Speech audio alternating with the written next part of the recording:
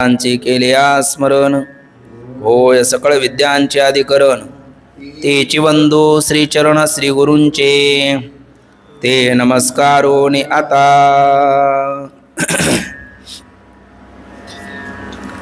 विचारसागर तरंग चौथा परिच्छेद 45 क्रमांकाचा विशेषणाचे स्वरूप व कार्य विचारसागर तरंग चौथा परिच्छेद 45 क्रमांकाचा विशेषणाचे स्वरूप व कार्य. चालू विषय असा आहे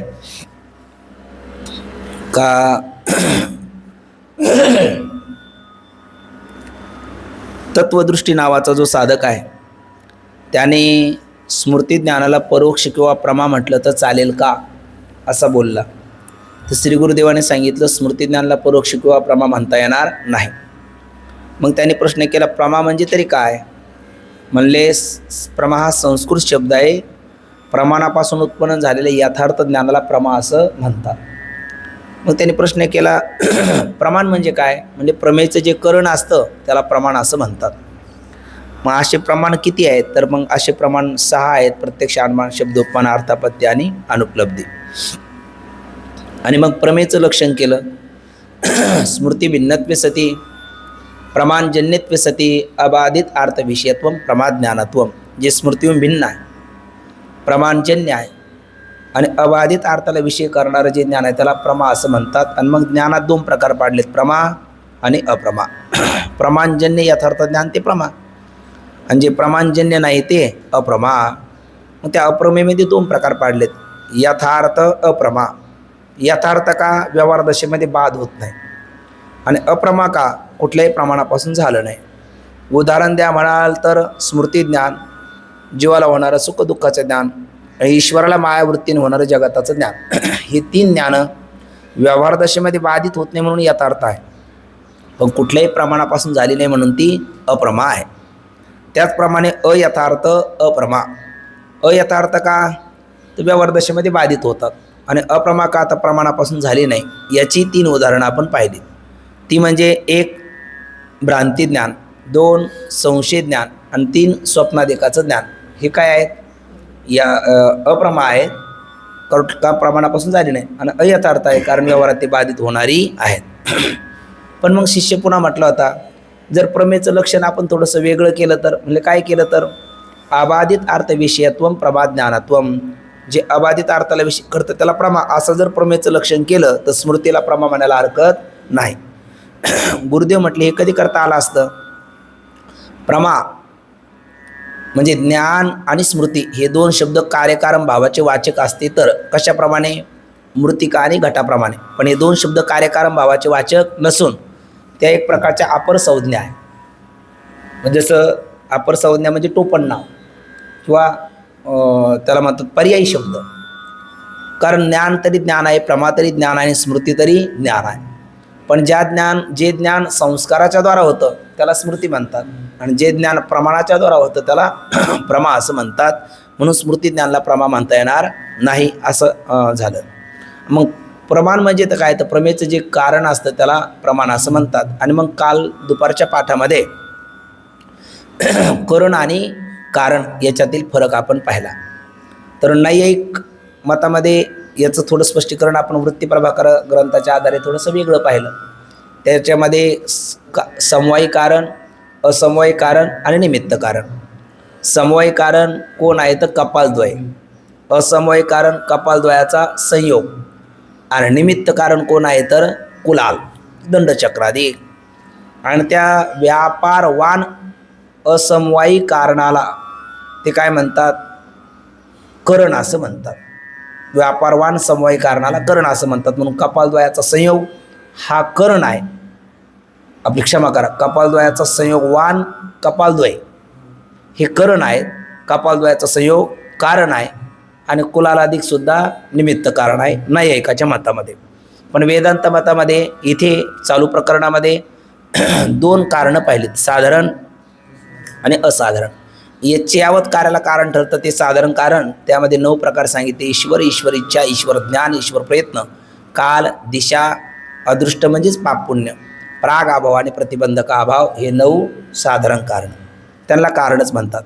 आणि असाधारण कारण जे एकाच कार्याला कारण ठरतं ते असाधारण कारण. उदाहरण दिलं, दंडचक्र कुलाल मृत्तिका घटाला कारण आहे, पटाला नाही. आणि तंतुपणी धोटासूत विणकर हे पटाला कारण आहे, घटाला नाही. आणि असाधारण कारणालाच करण असं म्हणतात, असं वेदांत मताने स्पष्टीकरण काल केलं. म्हणून प्रमेयचं जे करण आहे त्यास प्रमाण असे म्हणतात. आणि मग प्रमेयचं जे करण आहे त्याला प्रमाण असं म्हणतात. खरं तर शिष्याने शंका घेतली, मग चैतन्य तर नित्य आहे आणि त्याच्या ठिकाणी इंद्रियजन्य असा व्यवहार होईल कसा?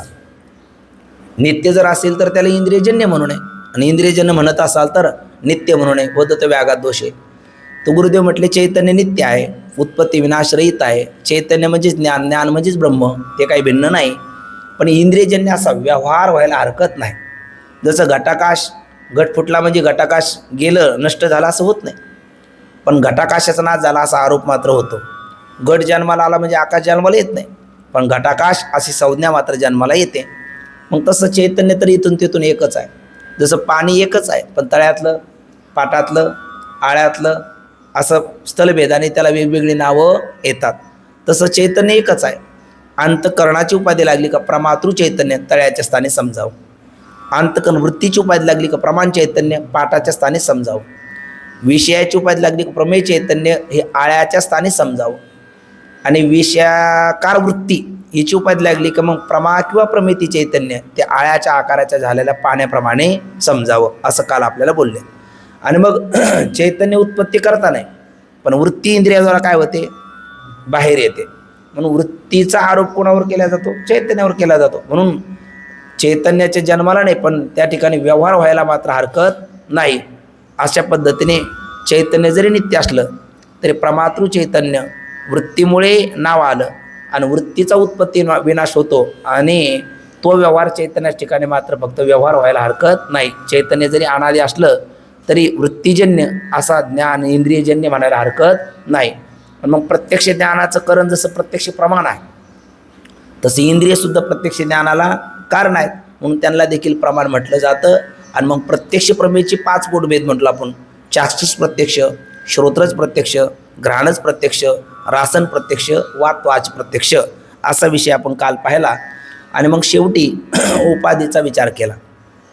उपाधी कशाला म्हणतात, तर उपाधीचं लक्षण पाहत असताना जी वस्तू जितक्या देशात असते तितक्या देशस्थित वस्तूला अनेकापासून वेगळं करून दाखवते आणि आपण वेगळं राहून वेगळं करून दाखवते, त्याला उपाधी असं म्हणतात. त्याच्याकरता 2 उदाहरणं पाहिलेत. एक घट. आता हा जर घट असेल, हा घट जितक्या देशात आहे तितक्या देशस्थित पोकळीला इतर पोकळीपासून म्हणजे मठाकाश, मेघाकाश, महाकाशापासून वेगळं करून दाखवतं आणि आपण वेगळं राहून वेगळं करून दाखवतो. म्हणून घटाकाशाची घट काय झाला, उपाधी झाला. किंवा हे कर्ण शष्कुली, करंजीच्या आकारासारखी कारणाची पाळी, ही आतल्या असणाऱ्या पोकळीचं श्रोत्र रूपाने दान करून देते आणि इतर पोकळीपासून तिला वेगळंही काढते. म्हणून कर्ण शष्कुली काय आहे, उपाधी आहे. आणि मग यामध्ये हा विचार द्वितीय तरंगामध्ये सुद्धा मागे येऊन गेलेला आहे. विषयाची सिद्धी करत असताना म्हणून अंतकरण चैतन्याची उपाधी आहे, विशेषण आहे का उपलक्षण आहे. वास्तविक पाहता कोणाचा कोणाशी न घडे संबंध आहे, शुद्ध बुद्ध ठाईची ठाई. पण अज्ञानी जीवाचं अंतकरण हे विशेषण असतं, ज्ञानाचं अंतकरण हे उपाधी असतं आणि मुक्ताचं अंतकरण मात्र उपलक्षण असतं. असाही विचार आपण केला. मग हा विचार झाल्याच्या नंतर आता विशेषणासंबंधीचा विचार, जसं उपाधीचा विचार झाला तर विशेषणाचा विचार आपल्यासमोर ग्रंथकार या 4थ्या तरंगाच्या 45 क्रमांकाच्या परिच्छेदामध्ये आपल्यासमोर ठेवतात. तर ह्या पंक्ती वाचण्या अगोदर आपण थोडक्यात 1-2 मिनटात त्याचा आशय बघू आणि मग विषय पंक्ती वाचून पाहू.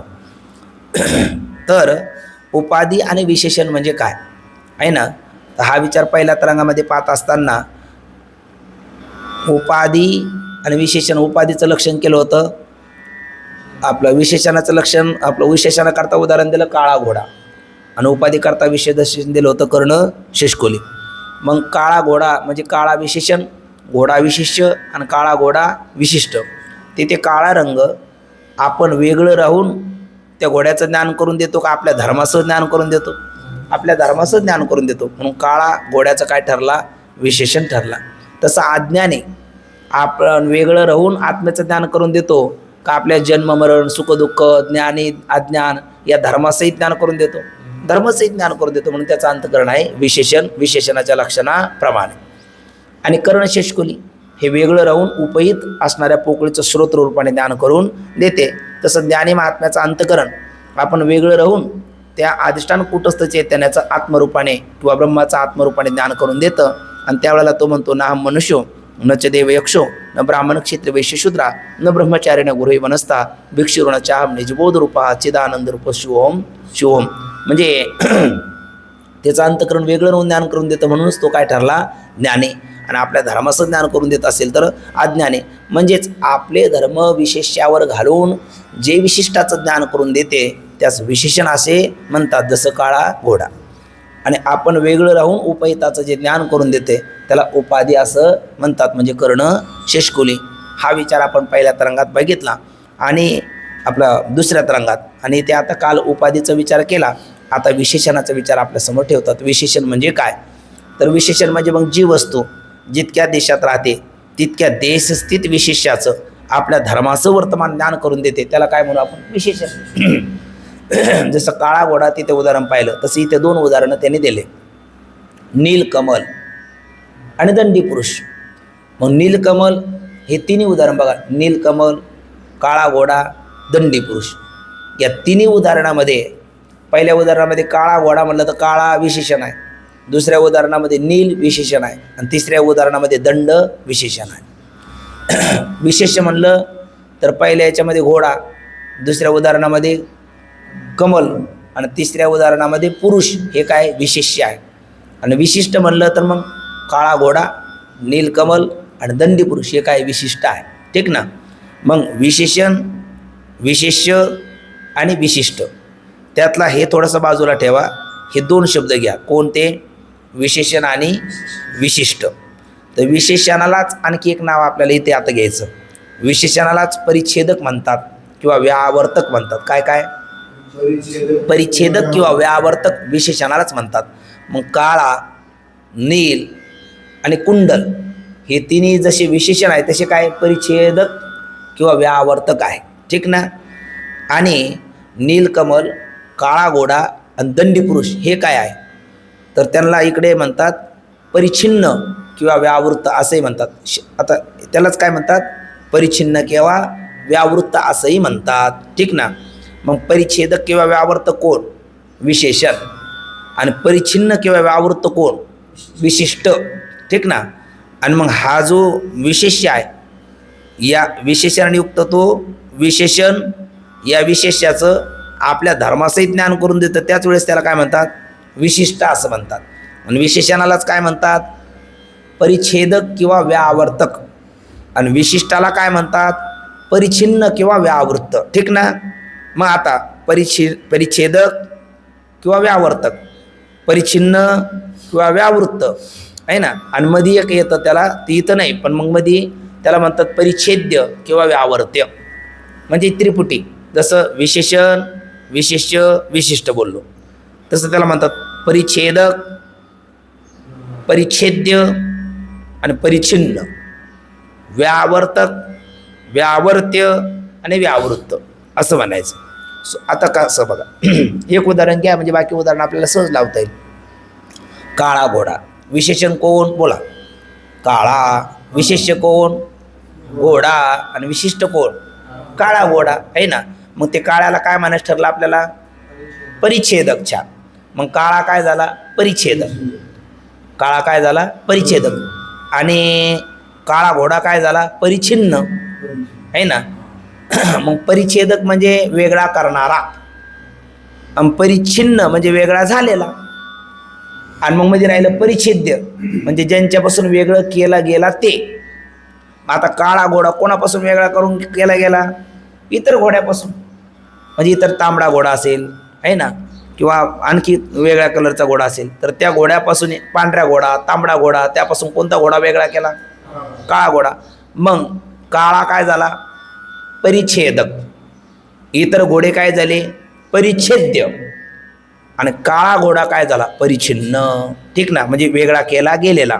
वेगळा करणारा परिच्छेदक काळा विशेषण, वेगळा झालेला परिच्छिन्न काळा घोडा आणि वेगळे केलेले परिच्छेद्य इतर घोडे, ठीक ना, त्याला दुसरे नावं द्यायचे. काळा विशेषण जसं परिच्छेदक आहे त्यालाच म्हणायचं व्यावर्तक, म्हणजे वेगळा करणारा काळा रंग. व्यावृत्त म्हणजे वेगळा झालेला, आणि व्यावर्त्य म्हणजे इतर घोडे जे वेगळे केले गेले, ज्यांच्यापासून वेगळे केले गेले. कशामध्ये बोलायचं? विशेषणामध्ये, ठीक ना. किंवा आणखी सोपं करायचं म्हणलं तर यालाच नाव दिले का आपण विशेषण, विशेष आणि विशिष्ट. काय काय? विशेषण, विशेष, विशिष्ट. मग जे विशेषण आहे ना तेच परिच्छेदक किंवा व्यावर्तक आहे, आणि विशेष्य जे आहे ते परिच्छेद्य किंवा व्यावर्त्य आहे, आणि विशिष्ट आहे ते परिच्छिन्न किंवा व्यावृत्त आहे, असंही त्याला म्हणू शकता. म्हणजे दोन्ही पद्धतीने त्याचा विचार केलेला आहे. अन्य घोड्याला परिच्छेद्य किंवा व्यावर्त्य म्हणायचं, किंवा त्या घोड्याला परिच्छेद्य किंवा व्यावर्त्य म्हणायचं, असं म्हटलं तर चालतं. आणि हे तर ठरलेलंच आहे. काळा घोडा काय आहे? परिच्छिन्न किंवा व्यावृत्त आहे. आणि नील काय आहे आपलं? काळा काय? काळा विशेषण काय आहे? परिच्छेदक किंवा व्यावर्तक आहे, पहिल्या उदाहरणात. तसं दुसरं उदाहरण नीलगट. मग विशेषण कोण? नील. विशेष्य कोण? घट. आणि विशिष्ट कोण? नीलघट. मग नील काय झाला? विशेषण म्हणजेच परिच्छेदक किंवा व्यावर्तक आहे ना. नीलघट काय झाला? परिच्छिन्न किंवा व्यावृत्त. आणि इतर घट काय झाले? परिच्छेद्य किंवा व्यावर्त्य. किंवा घट काय झाला? केवळ घट परिच्छेद्य किंवा व्यावृत्त, ठीक ना. तिसरं उदाहरण कुंडलवान पुरुष निद्रिस्त आहे. तिथे विशेषण कुंडल, विशेष्य पुरुष, विशिष्ट कुंडलवान पुरुष. मग तिथे विशेषणालाच काय म्हणतात? परिच्छेदक किंवा व्यावर्तक. मग परिच्छेदक किंवा व्यावर्तक कोण? कुंडल. परिच्छिन्न किंवा व्यावर्तक कोण? कुंडलवान पुरुष. आणि परिच्छेद्य किंवा व्यावर्तक कोण? इतर पुरुष ज्यांच्या कानात कुंडल नाही अशी पुरुष, ठीक ना, किंवा केवळ पुरुष असंही आपल्याला म्हणता येईल. हे कशाचं स्पष्टीकरण झालंय? विशेषणाचं, ठीक ना. मग आता तिन्ही उदाहरणामध्ये जी वस्तू म्हणजे काळा घोडा म्हणलं तर काळा रंग, नीलकमल म्हणलं तर नीलवर्ण, आणि दंडी पुरुष किंवा कुंडलवान पुरुष असं म्हणलं तर दंड किंवा कुंडल, ठीक ना. आणि जी वस्तू जितक्या देशात राहते, म्हणजे जितक्या देशात म्हणजे काळा रंग कुठे राहील? घोड्याच ठिकाणी. नीलवर्ण कुठे राहील? घटाच ठिकाणी. कुंडल कुठे राहील? कुंडल किंवा दंड कुठे राहील? पुरुषाच ठिकाणी, आहे ना. मग जी वस्तू जितक्या देशात राहते तितक्या देशस्थित त्या पदार्थाला काय करते? इतरापासून वेगळं करून दाखवते, म्हणून ते त्याचं काय? विशेषण, ठीक ना. एवढंच या परिच्छेदामध्ये सांगतात. पंक्ती वाचतो आणखी स्पष्ट होईल बघा.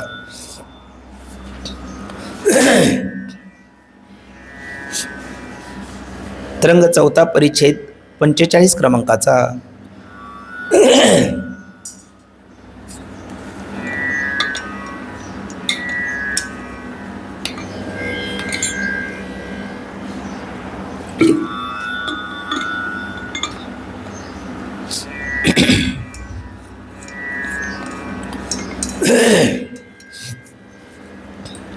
जी वस्तू आपण जितक्या देशात असते, एकच उदाहरण घ्या. नील हे विशेषण जितक्या देशात आहे तितक्या देशस्थित वस्तूचे म्हणजे त्या कमलाचे किंवा नील घटाचे आपल्या धर्माचं वर्तमान म्हणजे नीलत्व धर्मासहित काय करून देते? ज्ञान करून देते. म्हणून ते काय आहे? ते नील ते घटाचे काय? विशेषण आहे. घट विशेष्य आहे आणि नीलघट विशिष्ट आहे. मग विशेषण हे विशेषण हे विशेष्यास म्हणजे नील हे विशेषण विशेष्य असणाऱ्या घटास अन्य पदार्थाची म्हणजे अन्य घटाची व्यावृत्ती करून जाणवते, म्हणजे त्यापासून वेगळे करून दाखवते. व्यावृत्ती शब्दाचा अर्थ खाली 1 नंबर टिप्पणी दिली, दूर करणे किंवा निराळे करून दाखवणे, ठीक ना. जसे नीलघट आहे. कोणता घट आहे हा? नीलघट आहे. या वाक्यात घट हा काय आहे? विशेष्य आहे आणि नील हे घटाचे विशेषण आहे. कारण त्याचा म्हणजे नीलाचा घटाच्या ठिकाणी काय आहे? प्रवेश आहे. कारण नीलवर्ण घटापासून वेगळा आहे का? घटाचा एकरूप झालेला आहे, घटाशी एकरूप झालेला आहे. आणि ते नील त्या घटास पांढऱ्या, पिवळ्या, गुलाबी वगैरे इत्यादी इत्यादी रंगाच्या घटावरून काय करून दाखवते? वेगळं करून दाखवते. म्हणून नील हे घटाचे काय आहे? विशेषण आहे. आणि विशेषण आहे म्हणूनच काय आहे, व्यावर्तक आहे. कारण विशेषणालाच व्यावर्तक किंवा परिच्छेदक म्हणायचं आपलं ठरलं. मग व्यावर्तक म्हणजे काय, खाली दाखवतो जे दूर करते ते, म्हणजे इतर घटापासून त्या नीलवर्णानेच त्या घटाला काय केलं, वेगळं करून दाखवलं, म्हणून तो व्यावर्तक किंवा परिच्छेदक झाला. व्यावर्तक आहे.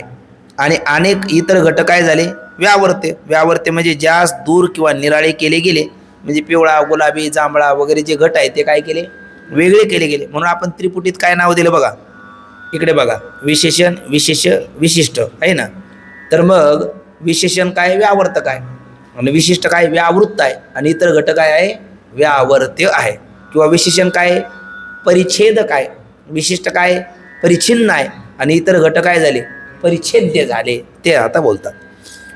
व्यावर्त्य आहेत इतर घटक. आणि विशिष्ट जो नील घट आहे तो काय झाला, व्यावृत्त, म्हणजे 4 नंबर टिप्पणी, वेगळा केला गेलेला सगळ्या घटापासून. ठीक ना. आपल्या नीलत्व धर्मासह घटाचे ज्ञान करून देते कोण, नील.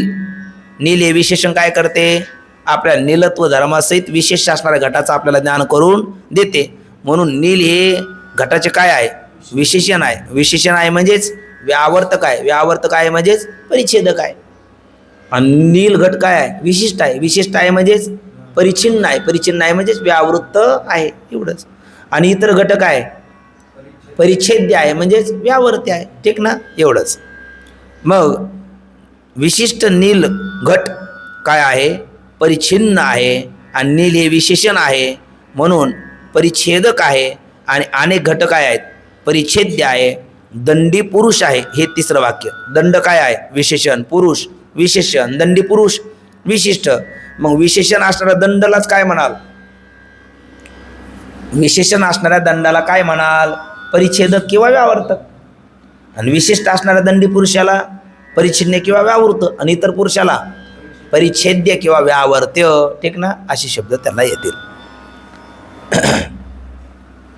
तुमच्या लक्षात आलं का, हे लक्षात आलं का नाही, बघा एकदम सरळ बघा, इकडे बघा, विशेषण, विशेष्य, विशिष्ट. ठीक ना. मग नील काय आहे, विशेषण. घट काय आहे, विशेष्य. नील घट काय आहे, विशिष्ट. ठीक ना, हे तर 3 लक्षात आले. मग या विशेषणालाच पुन्हा 2 नावं दिले. विशेषणाला 2 नाव काय दिले, परिच्छेदक किंवा व्यावर्तक. परिच्छेदक का, वेगळा, परिच्छेदक म्हणजे परिच्छिन्न करणारा, व्यावर्तक म्हणजे वेगळा करणारा. मग नीलवर्णच वेगळा करतो की नाही या घटाला इतरापासून, म्हणून तो काय झाला, परिच्छेदक किंवा व्यावर्तक. आणि परिच्छिन्न किंवा व्यावर्तक कोण, नीलघट, जो वेगळा केला गेलेला किंवा परिच्छिन्न केला गेलेला, म्हणून तो काय झाला, परिच्छिन्न किंवा व्यावृत्त म्हणजे नीलघट आहे. म्हणजे विशिष्ट काय, विशिष्टाला काय म्हणतात, परिच्छिन्न किंवा व्यावृत्त. आणि विशेषणाला काय म्हणतात, परिच्छेदक किंवा व्यावर्तक. पण महान नीलवर्णाने या नीलघटाला वेगळं करून दाखवलं. कोणापासून, ज्यांच्यापासून दाखवलं ते परिच्छेद्य किंवा व्यावर्त्य. मग इतर घटक काय झाले, परिच्छेद्य, व्यावर्त्य. नील काय झाला, परिच्छेदक, व्यावर्तक. नीलघट परिच्छिन्न, व्यावृत्त. आणि इतर घट परिच्छेद्य किंवा व्यावर्त्य. ठीक ना, एवढंच आहेत, बाकी दुसरं काय सांगायचं नाही. म्हणजे विशेषण, विशेष्य आणि विशिष्ट आहे ना, त्यापैकी जे विशेषण आणि विशेष्य आहे, आपले विशेषण आणि विशिष्ट आहे, यांना नवीन 2 नावं दिली. विशेषणाला नाव दिलं परिच्छेदक आणि व्यावर्तक. आणि विशिष्टाला नाव दिलं परिच्छिन्न आणि व्यावृत्त. आणि इतर जी आहेत ज्यांच्यापासून वेगळं केलं त्यांना परिच्छेद्य किंवा व्यावर्त्य असे नावं दिले. एवढाच फरक आहे. पारिभाषिक नवीन शब्दाचा फक्त प्रयोग केला. म्हणजे आपण आतापर्यंत विशेषण, विशिष्ट ऐकू नये, पण एखाद्याने परिच्छेदक किंवा व्यावर्तक विशेषण म्हटला तरी आपल्या लक्षात यावं का अर्थ तोच आहे ना. आणि परिच्छिन्न किंवा व्यावृत्त म्हणला तरी अर्थ काय, विशिष्टच आहे, हे आपल्या लक्षात राहावं. एवढंच करता येईल. म्हणजे आपली भाषा श्रीमंत आहे ना, कालच म्हटलं ना आपण. त्यामुळे एका विषयाकरता अनेक शब्द प्रयोग परिभाषित करू शकतात. म्हणून विशेषणाकरता एक नवीन शब्द आला काय, व्यावर्तक किंवा परिच्छेदक. आणि विशिष्टाकरता परिच्छिन्न किंवा व्यावृत्त. आणि ज्यांच्यापासून वेगळं केलं त्यांच्याकरता परिच्छेद्य किंवा व्यावर्त्य. एवढंच फरक आहे, बाकी काही नाही. ठीक ना. हे डोंगर पोखरून उंदीर काढणं आहे, बाकी काही नाही. याच्यात काय फारसा पुरुषार्थ आहे असं नाही. पण मग हे शब्द कळाले नाही तर मग मनुष्याला ते जटिल होऊन बसतं नेमकं काय. आणि ते शब्दाचं आशय कळालं का मग त्यातलं काही काठीण्य त्यात असं काही नाही. आता उपाधी आणि विशेषण यातील भेद. आता इकडे बघा एक मिनिट. विशेषणाकरता उदाहरण पाहिलं कोणतं? दुसऱ्या तरंगात काळा घोडा. आणि उपाधी करता कर्णशेषकुली. बरोबर. मग आता बघा व्यावर्तक परिच्छेदक, हां आता हेच आपल्या इथं लावून घ्या. तसं उपाधी सुद्धा काय, कर्णशेषकुली काय आहे? उपाधी आहे. कर्णशेषकुली उपाधी आहे आणि आतलं श्रोत्र हे उपहित आहे. पण ही कर्णशेषकुली सुद्धा व्यावर्तक किंवा परिच्छेदक नाही का? आहे. कारण ही सुद्धा व्यावर्तक परिच्छेदक का? कारण हिने काय केलं, जसं काळ्या त्या रंगाने घोड्याने कुंडलाने नीलकमला ते नीलाने जसं त्या घोड्याला कमळाला घटाला पुरुषाला वेगळं करून दाखवलं, तसं या कर्णशेषकुलीने सुद्धा काय केलं, या पोकळीला वेगळं करून दाखवलं ना. म्हणून ती सुद्धा काय झाली, व्यावर्तक किंवा परिच्छेदक. आणि वेगळं केलेलं जे पोकळी आहे ते काय, परिच्छिन्न किंवा व्यावृत्त. आणि इतर आकाश काय होईल मग, व्यावर्ते किंवा परिच्छेद्य. मग आता उपाधी म्हणजे कर्णशेषकुली आणि विशेषण म्हणजे काळा घोडा. मग व्यावर्तक उपाधी आहे का विशेषण आहे का? दोन्ही आहे. छान, दोन्ही आहे. उपाधी व्यावर्तक आहे, विशेषणही व्यावर्तक आहे. म्हणजे उपाधी तरी काय करते, वेगळं करून दाखवते. कोणाला? श्रोत्राला. कोणापासून? इतर आकाशापासून. आणि काळा हे विशेषण तरी वेगळं करून दाखवतं. कोणाला? काळ्या घोड्याला. कोणापासून? इतर घोड्यापासून. मग व्यावर्तकत्व म्हणजे वेगळं करून दाखवणं, परिच्छेदकत्व म्हणजे इतरापासून परिच्छिन्न करणं आहे ना. हे उपाधीच्या ठिकाणी आहे का विशेषणाच्या ठिकाणी आहे का दोघांच्या ठिकाणी आहे? दोघांच्या ठिकाणी आहे. मग दोघाला काय म्हणायला पाहिजे? विशेषणच म्हणा किंवा दोघालाही उपाधीच म्हणा. कारण उपाधी तरी काय आहे? व्यावर्तक आहे. विशेषण तरी काय आहे? व्यावर्तक आहे. उपाधी तरी काय आहे? परिच्छेदक आहे. विशेषण तरी काय आहे? परिच्छेदक आहे. बरोबर की नाही? मग दोघंही परिच्छेदक आहे, दोघंही व्यावर्तक आहे. कोण? उपाधी आणि विशेषण. तर दोघाला एकच नाव द्या, विशेषण नाव द्या किंवा उपाधी नाव द्या. बरोबर की नाही? असं एखादं म्हणेल की नाही? शंका येऊ शकते की नाही? मग त्याचं उत्तर काय? तर त्याचं उत्तर आता या पुढच्या परिच्छेदामध्ये देतात. त्याचं उत्तर असं, जसं व्यवहारामध्ये स्त्री तरी कोण आहे? मनुष्यच आहे. पुरुष तरी कोण आहे? मनुष्यच आहे. मग स्त्री पुरुष कशाला म्हणतात? मनुष्यच म्हणा ना. मनुष्य म्हणत नाही काय? म्हणतो. पण मनुष्य म्हणलं तरी स्त्रीला स्त्रीरूपी आहे ना. स्त्रीच्या ठिकाणी मनुष्यत्व जरी असलं तरी स्त्रीत्व नाही काय? पुरुषाच्या ठिकाणी मनुष्यत्व जरी असलं तरी स्त्रीत्व आपलं पुरुषत्व नाही का? मग ते त्या दोघांमध्ये भेद का? भेद मनुष्यत्व रूपाने पाहिलं तर अभेद आहे आणि स्त्रीत्व पुरुषत्व रूपाने पाहिलं तर भेद आहे. तसं व्यावर्तकत्व आणि परिच्छेदकत्व हे उपाधीच्या ठिकाणी आहे का विशेषाच्या ठिकाणी, विशेषणाच्या ठिकाणी आहे? दोघांच्या ठिकाणी आहे. म्हणून त्यांच्यामध्ये एक व्यावर्तकत्व परिच्छेदकत्व या अवच्छेदकाने पाहिलं ते दोन्ही एक नाही का? एक आहे. पण तरी ते दोन्ही वेगळे नाही का? वेगळे आहे ना. जसं मनुष्यत्व अवच्छेदकाने पाहिलं तर स्त्री आणि पुरुष काय आहे? एकच आहे. पण स्त्रीत्व पुरुषत्व अवच्छेदकाने पाहिलं तर ते भिन्न आहे. तसं व्यावर्तकत्व किंवा परिच्छेदकत्व या अवच्छेदकाने पाहिलं तर हे दोन्ही एकच आहे. कोण? उपाधी आणि विशेषण हे दोन्ही एकच आहे. पण तरी ते भिन्नही आहे. कुठल्या रूपाने? उपाधी आणि विशेषण या रूपाने पाहिलं तर भिन्न आहे. म्हणून ते दोन्ही एक शब्द दोनाला एक शब्द देता येणार. स्त्री आणि पुरुष दोघांमध्ये मनुष्यत्व जरी असलं तर स्त्रीचे जे धर्म आहे ते पुरुषाचे नाही, पुरुषाचे जे धर्म आहे ते स्त्रीचे नाही. स्त्री जे कार्य करू शकते ते पुरुष नाही, पुरुष जे कार्य करू शकते ते स्त्री नाही. आता हल्ली असं म्हणल्याच्या नंतर पुन्हा तुम्ही स्त्रियाला कमी लेखायला लागला असं पुन्हा कोणी एखादा आक्षेप घ्यायचा. स्त्री स्वातंत्र्य तुम्ही देत नाही. अरे उलट वारकरी संप्रदायाने जितकं स्त्री स्वातंत्र्य दिलं ते जगाच्या पाठीवर अजूनही विज्ञानाने दिलेलं नाही, कोणीच दिलेलं नाही. स्त्रियाचा जितका सन्मान वारकरी संप्रदायाने सनातन हिंदू धर्माने वेदानुमोदित संस्कृतीने केला तितका कोणीच केला नाही. करणं त्यांच्या बाळाला कधी शक्यही नाही. इतका सन्मान, इतका स्वातंत्र्य, इतकी पूजा स्त्रीची केली. आणि नारद भक्ती येत्र नारीस्तु पूज्यते रमन्ते तत्र देवता. नारी की निंदा मत करे यारो नारी रत्न की खान, जिस नारीची पैदा होय शुक भीष्म हनुमान. मातृ देव भव वेदच पहिला सांगतो. देवाला बाजूला ठेवलं आणि स्त्रीला पहिलं स्थान दिलं. अजून किती स्थान द्यायला पाहिजे? पण वारकरी संप्रदायाची इमारत लिहिणारी एक स्त्री आहे. संत कृपा झाली इमारत फळा आली. आणि पायाच्या स्थानी ज्ञानोबराय घेतले, ज्ञानदेव रचेला पाया. कळसाच्या स्थानी तुकोबराय घेतले, तुका झाला अशी कळस. खांबाच्या स्थानी नाथबाबा घेतले, जनार्दन एकनाथ खांब दिला भागवत. आवाराच्या ठिकाणी नामदेव महाराज घेतले. पण कळसाच्या वर काय काम असतं? कळस झालं की झालं ना. पण कळसाच्या वर स्थान दिलं स्त्रीला पताकाच्या रूपात. बहिणी निरूपणे केले ओजान, बहिणी फडकती ध्वजा. अजून किती स्थान द्यायला पाहिजे? फक्त हल्ली लोकांचं भांडण कशा करताय, ज्यांना स्वातंत्र्याच्या नावाखाली स्वैराचार अभिप्रेत आहे ते लोक भांडतात. ज्यांना स्वातंत्र्याच्या नावाखाली स्वैराचार अभिप्रेत आहे ते मांडतात. ज्यांना खरं स्वातंत्र्य काय विना आश्रयानं न शोभनते पंडिता वनिता लता.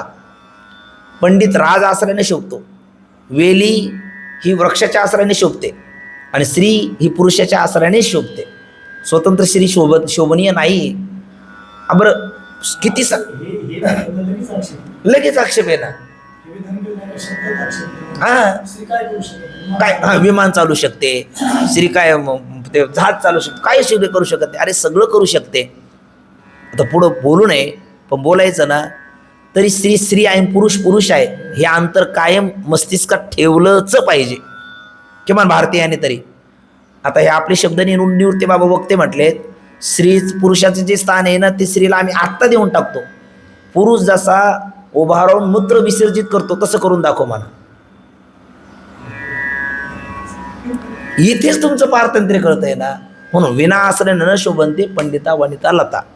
स्त्री ही पुरुषाच्या आश्रयाने शोभते.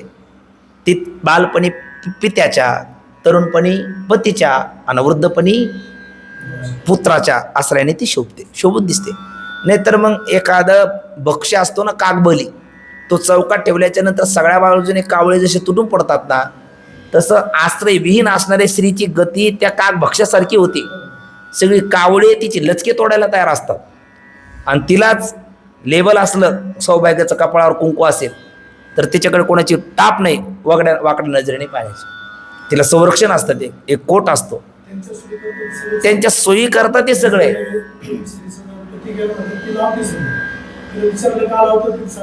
स्वातंत्र्य करता, हा सुरक्षित राहण्याकरता. म्हणजे सांगायचं तात्पर्य काय का भारतीय नारी किमान तिला हे कळायला पाहिजे, फक्त स्वातंत्र्याच्या नावाखाली स्वैराचार ज्यांना अभिप्रेत आहे ना ते स्त्री स्वातंत्र्याबद्दल गदारोळ करतात, स्त्रीला कमी लेखला असं म्हणतात. असं बिलकुल नाही. उलट स्त्रीला जे स्थान आहे ते आणि जे संप्रदायाने दिलेलं आहे, सनातन हिंदू धर्माने दिलेलं आहे, ते कोणी दिलं नाही. अहो गार्गी मैत्रीचा सन्मान उपनिषदात सुद्धा आहे. जनाबाई बहिणाबाईचा सन्मान जनी म्हणे ज्ञानदेवा बोला अभंग, चाल सांगण्याचा अधिकार दासी जनाबाई महाराजांना चांगदेवाला उपदेश केलेला आहे. म्हणजे स्त्रीला अधिकार दिला नाही. कसं फक्त काय आहे, मर्यादा जाणून असावं. आपली मर्यादा काय आहे ती जाणून असली, आणि त्याच्यामध्ये भूषण आहे ना हा काय आहे हे आहे ना आपले हनुमंतराय. हनुमंतराय असायला दिसायला सेवक का असायला स्वामी आहे की नाही. दिसायला सेवक आहे ना असायला स्वामी आहे. कारण खरा स्वामी तोच होतो जो खरा सेवक होतो. अहो घरामध्ये आपल्याला वाटतं पुरुष प्रधान संस्कृती आहे आणि आहे, पण मग सगळ्या आज्ञा कोण देतं? तेल आणा, तांदूळ आणा, तूप आणा, आणा आणा आणा आणि आणत राहतो. मग आणणारा सेवक का सांगणारा स्वामी? मग अजून किती स्वातंत्र्य दिलं पाहिजे? सगळं स्वातंत्र्यच आहे हे आहे ना. उलट स्वामिनी गृहस्वामिनी नाव आहे तिला, गृह कर्मचारी नाही, गृहस्वामिनी. म्हणजे आहे ना, स्वर्गात असेल तर स्वर्ग लक्ष्मी, वैकुंठात असेल तर वैकुंठ लक्ष्मी, घरात असेल तर गृहलक्ष्मी. आणि लक्ष्मीशिवाय काय आलतं? म्हणजे हो ग काहीतरी काढायचं आणि काहीतरी भांडायचं, याच्यात काय अर्थ नाही. हाच प्रकार आहे.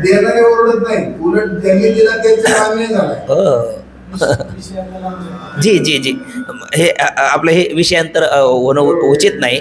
पण हे कशा करता आपण बोललो की स्त्री हा उदाहरण जरी असलं तरी हा एक प्रकारचा आता व्यवहाराचा सिद्धांत आहे. म्हणजे तूर्त आपल्याला उदाहरण म्हणून पाहिलं तर मनुष्यत्व या अवच्छेदकाने पाहिलं तर स्त्री आणि पुरुष एकच आहे, पण तरी स्त्री आहे, पुरुष पुरुष आहे, हा त्यांच्यात भेद आहे. तसं उपाधी आणि विशेषण दोन्ही काय आहे? व्यावर्तक आहे. दोन्ही काय आहे? परिच्छेदक आहे. पण जरी मग दोन्ही परिच्छेदक आहे, दोन्ही व्यावर्तक आहे, तर दोन्हीला काय म्हणा? विशेषणच म्हणा किंवा दोन्हीला उपाधीच म्हणा. अहो स्त्री आणि पुरुषत्व दोघांमध्ये मनुष्यत्व एकच आहे, पण स्त्रीला स्त्री म्हणा, पुरुषाला पुरुष म्हणा, बरोबर की नाही? दोघांमध्ये भेद आपल्याला स्त्रीत्व पुरुषत्वात अवच्छेदकाने मानावाच लागतो. तसं उपाधी आणि विशेषण दोन्ही व्यावर्तक असले तरी त्यांच्यामध्ये भेद स्वीकारावा लागतो. तो कशाने स्वीकारावा लागतो? व्यावर्तकत्व आणि परिच्छेदकत्व उपाधी विशेषण दोघांमध्ये आहे, पण आपल्या धर्माचं व्यावर्तकत्व परिच्छेदकत्व ज्याच्या ठिकाणी त्याला काय म्हणतो? आपल्या धर्माचं विशेषण म्हणतो. आणि आपण वेगळं राहून परिच्छेदकत्व किंवा व्यावर्तकत्व ज्याच्या ठिकाणी त्याला उपाधी म्हणतो. मग हे आहेच की नाही अंतर? म्हणून उपाधी आणि विशेषण दोन्ही परिच्छेदक असेल, दोन्ही व्यावर्तक असेल तर आपल्या धर्मासह परिच्छेदकत्व व्यावर्तकत्व ज्याच्या ठिकाणी त्याला विशेषणच म्हणावं लागेल, काय म्हणून चालणार नाही, उपाधी म्हणून चालणार नाही. आणि आपण वेगळं राहून व्यावर्तकत्व ज्याच्या ठिकाणी असेल त्याला काय म्हणावं लागेल, त्याला उपाधीच म्हणावं लागेल, काय म्हणावून चालणार नाही, विशेषण म्हणून चालणार नाही. भलेही दोघाच ठिकाणी काय आहे, व्यावर्तकत्व परिच्छेदकत्व दोघाच ठिकाणी असलं तरीही आपल्या धर्मासह व्यावर्तकत्व आहे किंवा परिच्छेदकत्व आहे त्याला आपण विशेषणच म्हटलं पाहिजे. आणि आपण वेगळं राहून व्यावर्तकत्व किंवा परिच्छेदकत्व आहे ज्याच्या ठिकाणी त्याला उपाधीच म्हटलं पाहिजे. असा उपाधी आणि विशेषणातला फरक या 46 क्रमांकाच्या परिच्छेदामध्ये बोलतायत. उपाधी आणि विशेषण यातील भेद. उपाधी आणि विशेषण ही दोन्ही व्यावर्तक असतात, पण उपहिताचे ज्ञान करून देणारी कोण आहे, उपाधी. म्हणजे उपाधी आणि विशेषण हे दोन्ही व्यावर्तक असतात, म्हणजे दोन्ही काय असतात, परिच्छेदक असतात, पण उपहिताचे ज्ञान करून देणारे ती कोण आहे, उपाधी आहे. आणि विशिष्टाचं ज्ञान करून देणारं ते विशेषण आहे. आणि विशिष्टाचं ज्ञान करून देणारं विशेषण कसं आहे, आपल्या धर्माचं आहे. आणि उपहिताचं ज्ञान करून देणारी उपाधी आपण वेगळं राहून आहे. मग वेगळं राहून व्यावर्तकत्व परिच्छेदकत्व आहे त्याला आम्ही उपाधी म्हणतो, आणि आपल्या धर्माचं व्यावर्तकत्व परिच्छेदकत्व आहे त्याला आपण विशेषण असं म्हणतो. म्हणून म्हणतात उपाधी आपले धर्म उपहितावर घालवत नाही आणि विशेषण आपले धर्म विशेषावर घालून विशेषाचे ज्ञान करून देते. उपाधीच्या उदाहरणातील कर्णशष्कुली आपले धर्म उपहित जे श्रोत्र त्याजवर घालवीत नाही. आलं का, आपण वेगळं राहून आपल्या ठिकाणी असणाऱ्या आकाशाचे श्रोत्र अशा रूपाने ज्ञान करून देते. हे कोणाचं लक्षण झालं, उपाधीचं. आणि म्हणून तिचं व्यावर्तकत्व वा परिच्छेदकत्व उपाधीचं कसं आहे, आपण वेगळं राहून आहे. आता विशेषणाबद्दल. आणि विशेषणाचा प्रकार याच्या उलट आहे. म्हणजे विशेषण विशेष स्वरूपाशी एक पाहून आपल्या धर्मासुद्धा विशेषच काय करते, अनेकापासून वेगळं करून दाखवते. हे उदाहरण जे हे नील घटाच्या उदाहरणामध्ये वर आताच स्पष्ट करून सांगितलेले. नील रंग तो घटाला वेगळं करून दाखवताना आपण वेगळं राहून करतो का आपल्या धर्माचं करतो, आपल्या धर्माचं. मग आपल्या धर्माचं नील विशेषणा ठिकाणी व्यावर्तकत्व किंवा परिच्छेदकत्व असल्यामुळे त्याला आम्ही विशेषणच म्हणू, उपाधी म्हणणार नाही. आणि कर्णशष्कोली आपण वेगळं राहून उपहित स्रोत्राचं उपहित असणाऱ्या पोकळीच्या श्रोत्र रूपाने दान करून देते, म्हणून तिला आम्ही उपाधीच म्हणून विशेषण म्हणणार नाही. भलेही दोघाच ठिकाणी काय आहे, व्यावर्तकत्व किंवा परिच्छेदकत्व समान असलं तरी आपल्या धर्मासह एकाच ठिकाणी आहे त्याला आम्ही व्यावर्तकत्व परिच्छेदकत्व ते कोणतं, विशेषण रूपाचं आहे. आणि आपण वेगळं राहून असेल तर ते उपाधी स्वरूपाचं आहे. अशा पद्धतीचा विचार इथे सांगितला. आणि मग हे झाल्याच्या नंतर जीवाचा म्हणजेच प्रमात्याचा प्रकार कसा आहे, असाच आहे. पुढील व्याख्यान लक्षात येण्याकरता प्रमात्याचा प्रकार दाखवितो. आता इकडे बघा एक मिनटं. जसं या स्तरंगामध्ये नुकतंच आता ज्या वेळेला शिष्य म्हणाला होता का जीव ब्रह्म ऐक्य माझा निश्चय होत नाही, गुरुदेवाने विचारलं का होत नाही, तर तो म्हणाला का जीव ब्रह्म ऐक्य निश्चय न होण्याचं कारण असं आहे का जीवा आणि ब्रह्म यामध्ये मला अनुभवाने, श्रुतीने आणि युक्तीने भेद वाटतो. तर गुरुदेवाने हा दिसायला भेद असला तरी असायला अभेद कसा हे कळण्याकरता एका चैतन्याचे 4 प्रकार करून दाखवले, ते कळण्याकरता एका आकाशाचे 4 प्रकार केले. आपण हा विचार सविस्तर पाहून आलेलो आहोत. घटाकाश, जलाकाश, मेघाकाश, महाकाश आणि जोड्या जुळवा अशा सदरामध्ये घटाकाश असेल तर कुटस्थ चैतन्य, जलाकाश असेल जीव चैतन्य, मेघाकाश असेल ईश्वर चैतन्य, महाकाश असेल ब्रह्मचैतन्य, असे 4 चैतन्य मागे आपण पाहिले. तर आता इथे आपल्याला 5 चैतन्य पाहिजे पुन्हा उपाधी भेदाने. म्हणजे चैतन्य एकच पण उपाधी भेदाने त्याला किती नावं येतात, 5 नावं येतात. 3 उपाधीमुळे 5 नावं येतात. तर कल्पना करा, हे आहे अंतकरण, ही आहे अंतकरणाची वृत्ती आणि ह्या आहे समोरचा विषय. काय काय, अंतकरण, अंतकरणाची वृत्ती आणि विषय. आणि यालाही मागे आपण 3 नावं पाहिलेली आहेत, प्रमाता, प्रमाण आणि प्रमेय. मग प्रमाता कोण, अंतकरण अवच्छिन्न चैतन्य. प्रमाण कोण, वृत्ती अवच्छिन्न चैतन्य. आणि प्रमेय कोण, विषय अवच्छिन्न चैतन्य. हे 3 नावं तर मागे झाले, फक्त आता 2 नावं पाहिजे. अंतकरण अवच्छिन्न चैतन्याला काय म्हटले, प्रमातृ चैतन्य. वृत्ती अवच्छिन्न चैतन्याला काय म्हटलेत, प्रमाण चैतन्य. आणि विषय अवच्छिन्न चैतन्याला काय म्हणतात, प्रमेय चैतन्य. हे 3 नावं तर मागे झालेलीच आहे. फक्त आता 2 नावं, साक्षी चैतन्य आणि प्रमा चैतन्य. काय, साक्षी चैतन्य आणि प्रमा चैतन्य. मग हे कोण? अंतकरण बोलायचं, हे वृत्ती आणि हा विषय आहे ना. मग विषयाची उपाधी लागली म्हणून काय नाव? विषय चैतन्य किंवा प्रमेय चैतन्य. वृत्तीची उपाधी लागली म्हणून प्रमाण चैतन्य, बरोबर. आणि अंतकरणाची उपाधी लागली म्हणून प्रमातृ चैतन्य. पण हे अंतकरण, आत्ताच अंतकरणाला काय म्हटलं आपण? जसं त्या नीलाला विशेषणाला काय म्हणलो? परिच्छेदक का व्यावर्तक का दोन्ही पण? परिच्छेदक व्यावर्तक. तसे अंतकरण काय आहे? अंतकरण उपाधी रूपाने परिच्छेदक व्यावर्तक आहे आणि विशेषण रूपाने सुद्धा परिच्छेदक आणि व्यावर्तक आहे. पण ज्या वेळेला ते विशेषण रूपाने असेल तर आपल्या धर्मासहित तो झाला अज्ञानी, आणि उपाधी रूपाने असेल तर आपण वेगळं राहून तो झाला ज्ञानी. ठीक ना. मग ज्याचं अंतकरण चैतन्याचं आपण वेगळं राहून ज्ञान करून देतं तो कोण? ज्ञानी. म्हणजे त्याचं अंतकरण काय? उपाधी, काय नाही, विशेषण नाही. आणि ज्याचं अंतकरण आपल्या धर्मासहित ज्ञान करून देतो तो अज्ञानी आहे ना. म्हणजे त्याचं अंतकरण काय नाही, उपाधी नाही, काय आहे? विशेषण आहे. ठीक ना. मग अंतकरण जर चैतन्याचं उपाधी झालं तर त्यावेळेला त्याला नाव येतं साक्षी. म्हणजे या बघा, या तिघामुळे तर 3 नावं आलेत ना. तर या अंतकरणामुळे याच्यामुळे आणखी एक नाव येतं. अंतकरण उपाधी रूपाने वेगळं करून दाखवत असेल चैतन्याला का त्यावेळेला साक्षी म्हणायचं, आणि विशेषण रूपाने वेगळं करून दाखवत असेल तर त्यावेळेला त्याला प्रमाता म्हणायचं. म्हणजे साक्षी चैतन्य कधी अंतकरण चैतन्याचे काय झालं तर म्हणजे उपाधी झालं तर. ठीक ना. वेगळं करून कसं उपाधी रूपाने वेगळं करून दाखवलं तर मग त्याला वेळेला कोणतं चैतन्य? साक्षी चैतन्य. आणि विशेषणाच्या लक्षणाप्रमाणे आपल्या धर्मासहित वेगळं करून दाखवलं तर प्रमातृ चैतन्य. म्हणजे अंतकरणामुळे 2 नावं. पहिले एक माहीत होतं, आता एक नवीन त्यात ॲड करायचं. आणि ही कोण? वृत्ती. मग या वृत्तीमुळे सुद्धा 2 नावं. ही वृत्ती ज्या वेळेला लंबायमान आहे, दंडायमान आहे, त्यावेळेला त्याला प्रमाण चैतन्य. आणि तीच वृत्ती या विषयाच्या आकाराची झाली का प्रमा किंवा प्रमेती चैतन्य. काय? प्रमा किंवा प्रमेती चैतन्य. मग आता नाव आले आपल्याला. पहिले याला कोणतं चैतन्य? हे कोण? अंतकरण. वृत्ती, विषय. मग अंतकरण म्हणून त्याला पहिले काय नाव दिले आपण? प्रमातृ चैतन्य, प्रमाण चैतन्य आणि प्रमेय चैतन्य. आणि फक्त आता 2 नावं अधिक घ्यायचे. मग हे अंतकरण जर विशेषण असेल म्हणून प्रमातृ चैतन्य, पण तेच उपाधी झालं तर साक्षी चैतन्य.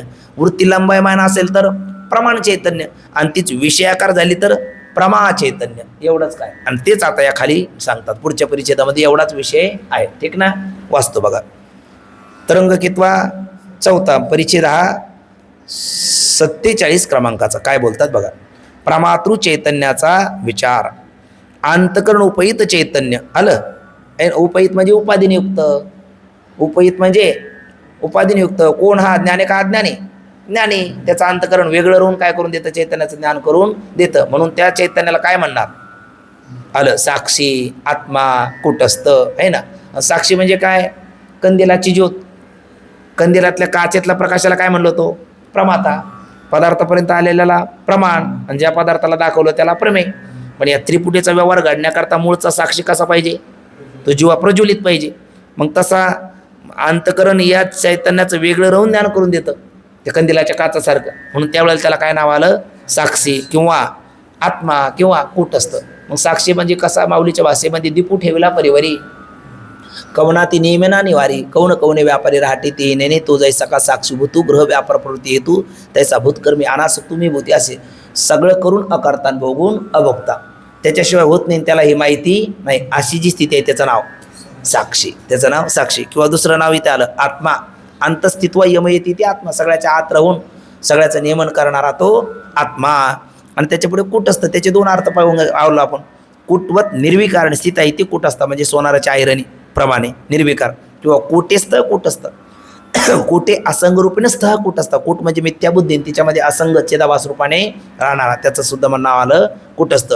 पण यावेळेला अंतकरण काय? चैतन्याची उपाधी आहे.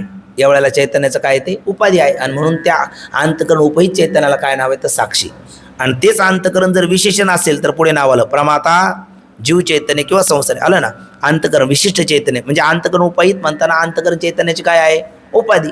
आणि अंतकरण विशिष्ट म्हणताना अंतकरण चैतन्याचं काय आहे? विशेषण आहे. मग विशेषण व्यावर्तक आहे का उपाधी व्यावर्तक आहे? दोन्ही व्यावर्तक आहे. विशेषण परिच्छेदक आहे का उपाधी परिच्छेदक आहे? दोन्ही परिच्छेदक आहे. तरी 2 नावं काय दिले? हां, एक वेगळं राहून वेगळं करून दाखवतं आणि एक आपल्या धर्माचं वेगळं करून दाखवतं. मग वेगळं राहून वेगळं करून दाखवतं ते कोण? उपाधी. आणि आपल्या धर्माचं वेगळं करून दाखवतं ते विशेषण. आणि ज्या वेळेला अंतकरण विशेषण असेल तो प्रमाता, आणि ज्या वेळेला अंतकरण उपाधी असेल तो साक्षी. आणि मग जो साक्षी अंतकरण उपाधी असेल तर तो साक्षी, तो झाला ज्ञानी. आणि अंतकरण विशेषण असेल तर प्रमाता, तो झाला अज्ञानी. आहे ना. मग जो अज्ञानी आहे त्याला पुनरपी जननम पुनरपी मरणम, आणि जो ज्ञानी आहे त्याला जन्म नाही रे माने का तुका म्हणे माझी बाका तुका म्हणे मुक्ती परनेली नवरी आता दिवसचारी केली मिळे. मग अंतकरणाचा उपाधी असेल तर ज्ञानी आहे, अंतकरण विशेषण असेल तर अज्ञानी आहे. आणि हे उपाधी विशेषण दोन्ही नाही कळालं का उपलक्षण, आणि तो मुक्त आहे. आणि तो मुक्त झाला का मग मुक्ती परनेली नवरे आणि आता दिवसचारी केळी मिळे. खरं चैतन्याचं अंतकरण उपाधी असतं का विशेषण असतं का? दोन्ही नसतं. समसत्ताक पदार्थ परस्पराला साधक बाधक होतात, विषम सत्ताक होत नाही. आणि या अंतकरणाची सत्ता कोणती आहे? व्यावहारिक. आणि चैतन्याची सत्ता कोणती आहे? प्रातिभाषिक. स्वप्नामध्ये एखाद्या बाईचा नवरा मेला आणि ती रडायला लागली, हा म्हणायला लागला रडतेस का? ती म्हणायला लागली माझा नवरा गेला. तो म्हणायला लागला अगं वेडी मी जिवंत आहे. ती म्हणली तुला काय जाळायचं का माझा गेला? असं का बोलली? ती स्वप्नात आहे म्हणजे प्रातिभाषिक सत्तेत, आणि हा जागृतीत. मग तिला जाग करणारा कोणता नवरा लागेल? स्वप्नातला. किंवा तिला तरी आपल्या सत्तेत आणलं पाहिजे. मग तसं अंतकरणात सत्ता कोणती? व्यावहारिक. आणि चैतन्यात सत्ता कोणती? पारमार्थिक. मग पारमार्थिक सत्तेतलं जे चैतन्य आहे त्याचं हे व्यावहारिक सत्तेतलं अंतकरण उपाधी होईल का विशेषण होईल का? दोन्ही नाही. दोन्ही नाही. कोणाचा कोणाशी न घडे संबंध. आहे शुद्ध बुद्ध ठाईचे ठाई. दोन माणसं रस्त्याने निघाले. सवयीचा गुलाम असतो. एकाला घोड्याशिवाय प्रवास जमायचा नाही, एक म्हणाला चालायला 10 तास चालायला लावा, पण बसायला गादीशिवाय जमत नाही. मग तो त्याची गादी डोक्यावर घेऊन चालला, हा घोड्यावर चालला, दोघंही सोबत चाललेत. आणि मग रामराव कुठे? म्हणले तिकडे. अहो म्हणले गणपतराव आपल्याला तिकडे, चला सोबत. मग आपला हे गादी डोक्यावर घेऊन असं तिरप्या नजरेनं गप्पा मारायचं, तो याच्याकडे खाली बघून गप्पा मारायचा, गप्पा चप्पा मारत चालले. केळगावमधून निघाले. केळगावचे लोक म्हणले बरोबर आहे, घोड्यावर बसला त्या अर्थी मालक असला पाहिजे, गादी घेऊन चालला त्या अर्थी नौकर असला पाहिजे. पुढे गेल्याच्या नंतर म्हणले आता थोडं थांबू. म्हणले थांबू. मग थांबल्याच्या नंतर आता घोड्यावर बसायचं म्हणलं तर घोड्याची त्याला खरारा करावा लागेल ना. मग तो तोबऱ्यात त्या घोड्याला चना खाऊ लागला. आणि याला गादीवर बसायची सवय असल्यामुळे मस्त अर्धी गादी वर केली, अर्धी गादी खाली केली, आणि असं पायाला म्हणून मस्त बसला आणि गप्पा मारायला लागले. मग ती चिमणीचे लोक म्हणायला लागले बरोबर आहे, घोड्याला खरारा करतो त्या अर्थी नौकर असला पाहिजे, गादीवर बसला त्या अर्थी मालक असला पाहिजे. आता हे दोघं नौकर आहे का मालक आहे का? यांचा बांधाला बांधणे, घराला घर काहीच नाही. पण लोकांनी का संबंध लावला? सोबत राहिले म्हणून. तसं अंतकरण कोणावर अधिष्ठान आहे? अंतकरणाचं अधिष्ठान कोण? चैतन्य. आणि मग अज्ञानी जीवाने त्याच्याकडे विशेषण म्हणून पाहिलं, ज्ञानाने त्याच्याकडे उपाधी म्हणून पाहिलं, आणि एकाने त्याच्याकडे उपलक्षण म्हणून पाहिलं. खरं पाहिलं तर चैतन्याचं अंतकरण काय आहे? काहीच नाही आहे ना. स्वमहिमे प्रतिष्ठिता न झाला प्रपंच आहे परब्रह्मन अहम सोम ब्रह्म आकळले. पण हेच कशाशिवाय कळत नाही? उपाधी विशेषणाच्या भाषेशिवाय कळत नाही. म्हणून हे उपाधी विशेषणाचा प्रकार आहे. नाही तर उपाधी विशेषणाकरता उपाधी विशेषण सांगायचं नाही. खरं चैतन्याचं अंतकरण उपाधी नाही, विशेषण नाही, उपलक्षण नाही, अंतकरणच नाही. एकमेव द्वितीयम ब्रह्म न नास्ति किंचन, हा सिद्धांत सांगण्याकरता हा विषय सांगतात. मग आता तूर्त ज्याचा अंतकरण विशेषण आहे आणि ज्याचा अंतकरण उपाधी आहे, उपाधी विशेषण दोन्ही व्यावर्तक किंवा परिच्छेदक आहे. पण ज्या वेळेला अंतकरण विशेषणाच्या पद्धतीने आपले धर्म घालून चैतन्याचं ज्ञान करून देत असेल तर तो प्रमाता जीव संसारी आहे. आणि अंतकरण उपलक्षण त्या उपाधीप्रमाणे आपण वेगळं राहून साक्षी चैतन्याचं ज्ञान करून देत असेल चिदानंद रूप शिवम शिवम, तर त्यावेळेला साक्षी आत्मा किंवा काय त्याला कुटस्थ आहे. ठीक ना. हे झाले दोन नाव. कोणामुळे आलेत? अंतकरणामुळे आले. पण अंतकरण विशेषण झालं त्यावेळेला काय नाव आलं? प्रमाता. आणि अंतकरण उपाधी झालं त्यावेळेला नाव आलं साक्षी. तसंच वृत्तीमुळे दोन नावं येतात.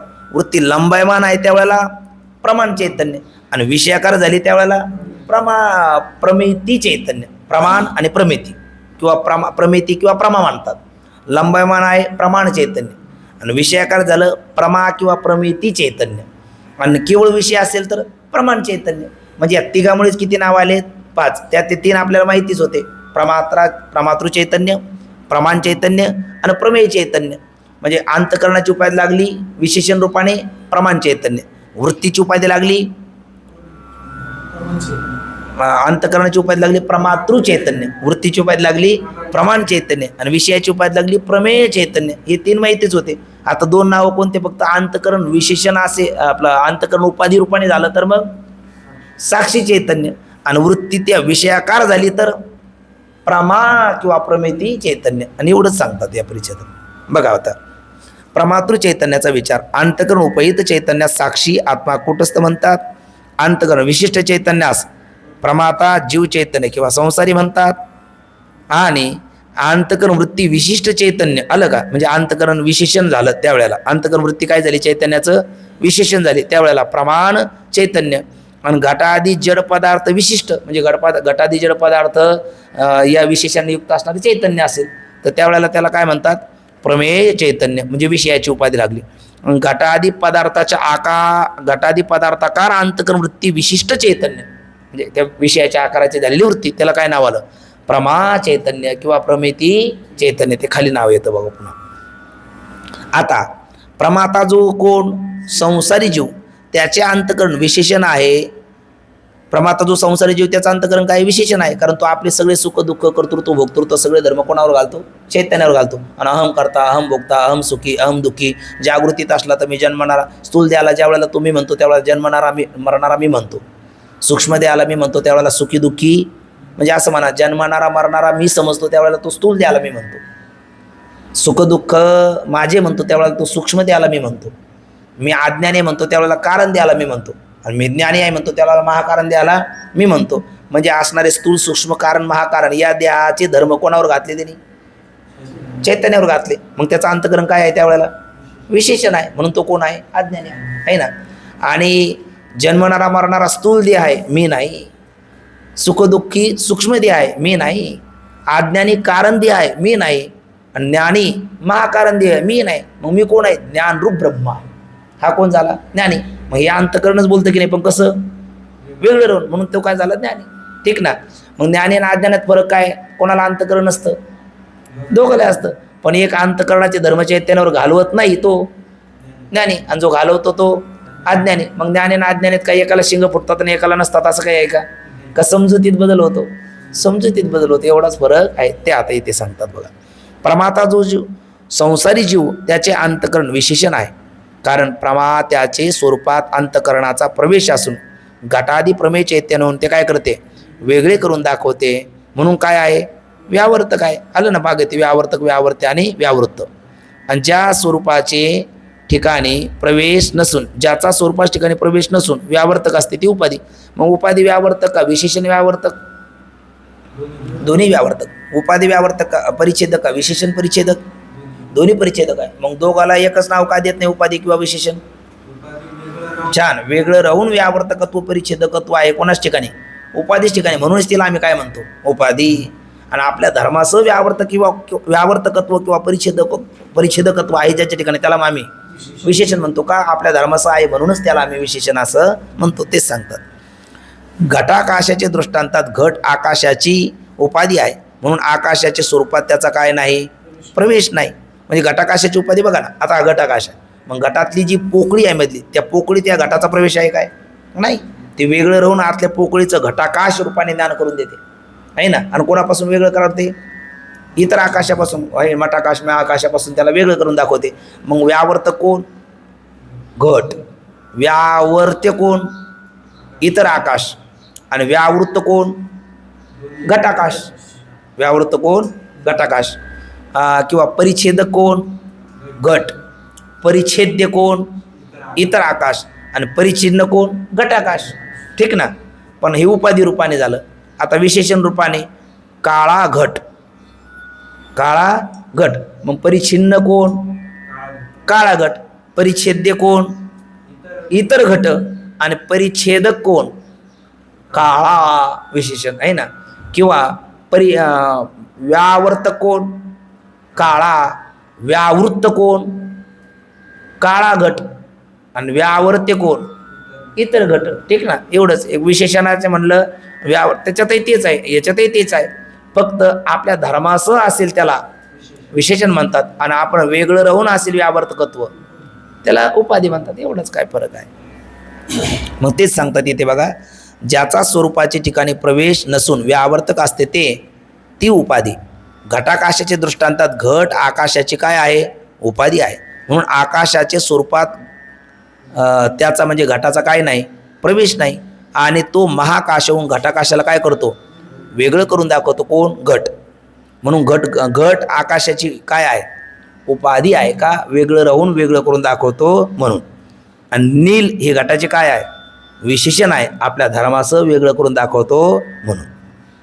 त्याप्रमाणे अंतकरण उपहित ज्ञानाचं बाबत अंतकरण उपहित साक्षी चैतन्य आहे, कारण साक्षीचे स्वरूपात अंतकरणाचा काय नाही, प्रवेश नाही. कारण अंतकरण असं जड दुःख रूप आहे, साक्षी सच्चिद आनंद रूप आहे. मग अंतकरण ते वेगळं राहून आतल्या असणाऱ्या अधिष्ठान साक्षीचं साक्षी रूपाने ज्ञान करून देतं ज्ञानाचं, म्हणून त्याचं अंतकरण काय आहे, उपाधी आहे. त्याचप्रमाणे अंतकरण उपहित साक्षी चैतन्य आहे, कारण साक्षीच्या स्वरूपात अंतकरणाचा प्रवेश नसून, म्हणजे उपाधी वेगळं करून दाखवते ना, वेगळं राहून, म्हणून अंतकरणात प्रवेश नसून घटादी प्रमेय चैतन्य आहे ना. मग अंतकरण काय करतं, घटादी प्रमेय चैतन्यावरून त्या साक्षी चैतन्याला वेगळं करून दाखवतं. तसं वृत्ती काय करते, त्या वृत्ती उपहित चैतन्याला इतर चैतन्यावरून वेगळं करून दाखवतो. विषय काय करतो, विषय उपहित चैतन्याला इतर चैतन्यावरून वेगळं करून दाखवतो. मग चैतन्य असे 10 आहेत का, नाही, एकच आहे. पण उपाधी भेदाने त्यांच्यामध्ये आलेला हा भेद आहे, आणि औपाधिक भेद वास्तव हा भेदाची लाभाने करत नाही. मग चैतन्याचे एवढे प्रकार केले, या अनेकातून एकत्वाकडे आपण चाललो का, एकत्वाकडून अनेकत्वाकडे चाललो. वाह, या विचारामध्ये आपण अनेकत्वाकडून एकत्वाकडे चाललो. दिसायला विचार अनेकत्वाचा आहे, पण असायला तो एकत्वच आहे. उलट हे औपाधिक नानात्व केल्याशिवाय वास्तव एकत्व आपल्याला कळत नाही. वास्तव एकत्व कळलं नाही तर दुःख जात नाही. कारण सुखरूप ब्रह्म आहे तेच मी आहे कळाल्याच्या नंतर मग इतरत्र जाण्याची आवश्यकता नाही. पण ते जर कळालं नाही तर ते मग उपाधी आहे चैतन्याच्या ठिकाणी उपाधी विशेषणाचा व्यवहार आहे का, नाही. पण उपाधी विशेषणाची कल्पना केल्याशिवाय उपाधी विशेषण विवर्जित चैतन्य हे कळतं का, हे कळत नाही. म्हणून आद्यरूपाची भाषा आहे. आध्यारोप अपवादोभ्याम निष्प्रपंचयम प्रपंचते, म्हणून म्हणतात. त्याप्रमाणे अंतकरण उपहित साक्षी चैतन्य आहे, कारण साक्षीच्या स्वरूपात अंतकरणाचा प्रवेश नसून घटादी प्रमेय चैतन्य म्हणून साक्षी चैतन्य निराळे करून दाखविते, म्हणून उपाधी आहे. आणि जो अंतकरण विशिष्ट प्रमाता तोच कर्ता भोक्ता संसारी जीव आहे. आता प्रमातृ चैतन्याविषयी अवच्छेदवाद आणि आभासवाद. आता अवच्छेदवाद आणि आभासवाद काय आहे, वेदांतामध्ये अनेक वाद आहे. पण व्यवहारातले वादे काय करतात, वादे जे आहे ते भांडतात. आणि वेदांतातले वाद काय, वादे जे आहे ते तत्वबोधा. या ठिकाणी वाद संपून आपल्या स्वरूपाची प्राप्ती होते, आणि व्यवहारातल्या वादाने स्वरूपापासून मनुष्य दूर जाऊन पुनरपी जनन पुनरपी मरण ही प्राप्ती होते. म्हणून वाद कशाच्या आधारे करावा, शास्त्र आधारे करू. आवडीने वाद, तुमच्या सुखाचा संवाद. कारण वादे जे आहे ते तत्वबोधा. तर त्यापैकी अनेक वादापैकी या पुढच्या परिच्छेदामध्ये आपल्याला 2 वादाचा विचार सांगतात. कोणता वाद, अवच्छेदवाद आणि आभासवाद. अगदी सोपा विचार आहे हा. अजातवाद, विवर्तवाद हे मागे आपण 4थ्या तरंगात सुरुवातीला पाहिले. नंतर परिणामवाद, अवच्छेदवाद, आता इथे आला अवच्छेदवाद आणि आभासवाद. नंतर एक भविवाद, अनेक वाद येणार. मग आता कोणता वाद स्वीकारावा, तर यया बहुत्वंसाम व्युत्पत्ती प्रत्येगात्मने सासैव प्रक्रिया साध्वी ते आचार्य भाषित. जेवायला बसला आणि चर्चा चालू झाली, कोणती भाजी चांगली. उत्तर काय द्यावं, ज्याच्या आरोग्याला जी पचनी पडेल, क्षुधीची पीडा निवृत्त होईल आणि त्याचं आरोग्य चांगलं राहील, ती भाजी चांगली. आता एखाद्याला मूळव्याधसारखा दुर्धर व्याधी आहे आणि त्याला जर आपण म्हणू लागलो मेथीची भाजी किंवा बटाट्याची भाजी वांग्याची भाजी चांगली आहे, तर हे बोलणं बरोबर ठरेल का. कारण का, त्याच्या आरोग्याला ती उपद्बलक नाही ना, पोषक नाही. मग कोणती, ज्याच्याद्वारा क्षुधीची पीडा निवृत्ती होती, अनिष्ट निवृत्ती, आणि क्षुधीची आपल्या त्या पुष्टी प्राप्त होते, संतुष्टी तृप्ती प्राप्त होते. आपलं आरोग्य चांगलं राहील आणि क्षुधीची पीडा निवृत्ती होईल, ती भाजी चांगली. तसं कोणती प्रक्रिया चांगली, अजातवादाची, विवर्तवादाची, परिणामवादाची, सृष्टीदृष्टीवादाची, दृष्टीसृष्टीवादाची, का आता आलेल्या अवच्छेदवादाची, का आभासवादाची. तर ज्या प्रक्रियेने आपल्याला स्वरूपाचा साक्षात्कार होईल ती प्रक्रिया चांगली. बाबा तितकं सोपं बोलत असतात, कोंबडा कोणाचा का आरडेनं जाग आली पाहिजे, आहे ना. कोंबडा कोणाचा का आरडेनं ओरडेनं जाग आली पाहिजे. तसं कोणती का प्रक्रिया आहे ना, आपल्याला स्वरूपाचं ज्ञान झालं पाहिजे. त्यामुळे कोणती प्रक्रिया चांगली आणि कोणती प्रक्रिया वाईट हा भाग अत्यंत गौण आहे.